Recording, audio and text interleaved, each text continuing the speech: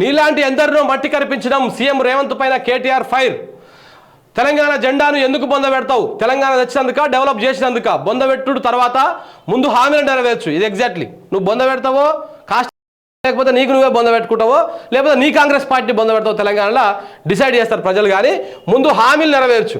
హామీలపైన తప్పించుకోవాలని చూస్తే వదిలిపెట్టాం. కరెంటు బిల్లులు కట్టొద్దు, వాటిని సోనియాకు పంపాలి. బీఆర్ఎస్కు బీజేపీతో పొత్తు ఉండబోదని ప్రకటన. కాంగ్రెస్ రేవంత్ ఏకనాథ్ షిండేలా మారుతాడని ఆరోపణ. ఇది 100% నిజం. ఏకనాథ్ షిండే అవుతాడు.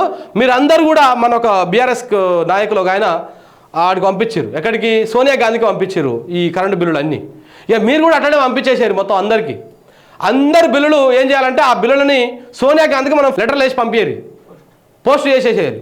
దగ్గర ఎదులేనా మనకు 3.5 కోట్ల ప్రజలు ఉన్నారు. ఇక్కడ కోటికి పైగా ఇండ్లు ఉన్నాయి. మనం 50 లక్షలను పంపించాలి వాళ్ళకి. అప్పుడు అర్థమవుతుంది ఓ అమ్మ మా రేవంత్ చేసిన పని ఇందాక వచ్చిందా అని.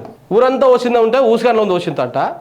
ఇక రాష్ట్రం అంతా ఓ బాధ ఉంది, మా గుండె అనేది ఒక బాధ ఉంది. ఇక్కడ ఏం చేస్తాం చెప్పు? పాపం ఆడ ఓడిపాయ. జగిత్యాలనా ఎన్నో పోటీ చేసిన ఆయన ఓడిపాయ.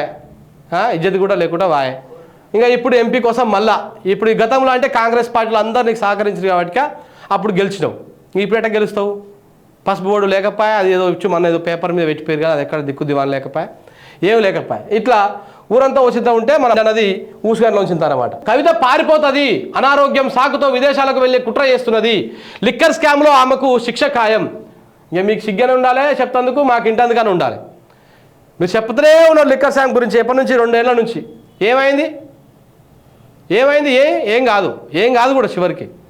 అది మొత్తం కలిపి చెప్తున్నారు కదా 2 కోట్ల వ్యవహారాన్ని వీళ్ళు పీకి లాస్ట్కి ఎలక తొక్క కూడా పట్టరల్లా.